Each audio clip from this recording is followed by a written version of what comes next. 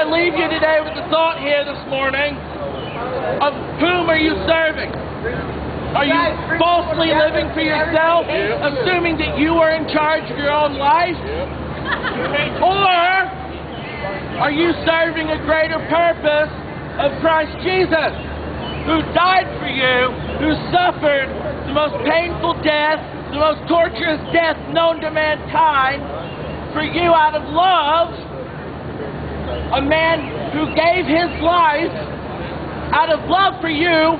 Are you going to turn your back on him, and are you going to hate someone who died for you? Yep.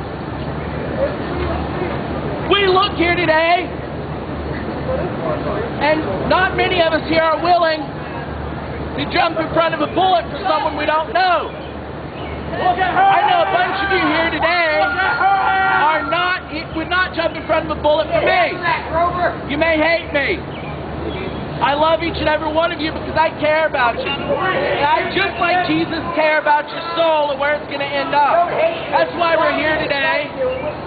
So we think, these men that arrested Jesus, that beat him, that mocked him, that spit on him, that nailed him to a cross, to crucify him in the most torturous way imaginable, he still loved them. He said, Father, forgive them, for they know not what they do. And he was not talking just about those soldiers. He was talking about each and every one of us, for we're not aware until we come to that age of accountability, until we come to that time where we've heard the gospel preached, that we realize that we have a choice in this life, a choice in this matter. God gave us a choice to choose heaven or hell.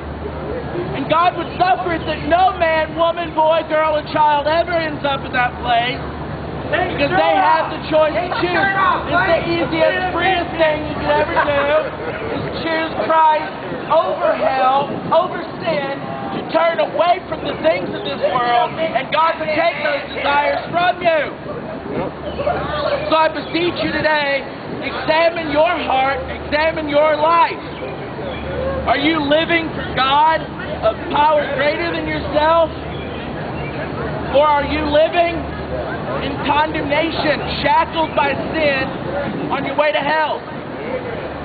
I made a choice several years ago that I wanted to be free, that I wanted better for myself, because I did not want to die.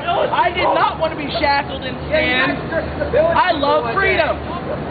And no matter the political freedom you may have, the freedoms of speech, whatever freedoms you may imagine upon yourself, you're still shackled. You're still a slave to sin. True freedom comes from God and salvation. Your freedom of speech, your speech is no longer shackled by sins and profanity. It's free. Your political freedom, you're no longer really worried about what happens to the place in which you live. You pray about your vote, you vote in a way that's pleasing to God, but all in all, as the Apostle Paul said, that if I had hope only in this life, as many of you do today, as I used to have, I would be of all men most miserable. And I look, and those of you that are mocking the gospel today are really, really miserable and hating yourselves. Because I look around and I see sin abounding on every hand. But it's not a sin that cannot be defeated, that cannot be vanquished. The very most simple thing a person can do is to kneel down and accept Christ. It's free, it's simple, and it's rewarding. More so than anything else in a person's life. Hey, look at my dick. So we ask you today to consider Christ, consider the gospel of His Word. So I beseech each and every one of you to examine your hearts and lives. Can you make me a sandwich? And decide I love your suspenders. upon where you spend eternity. Hey, let me fuck you in the No ass. more can anyone say. Hey, did you hijack Larry King's wardrobe? And if you're really in butt stuff, let's get it on right now. Shut that sign at my ass. That is my beseechment today, Criminal justice major. that you look unto each and every one of yourselves and decide. Hey, watch me. Oh, I dropped my keys. Look at that.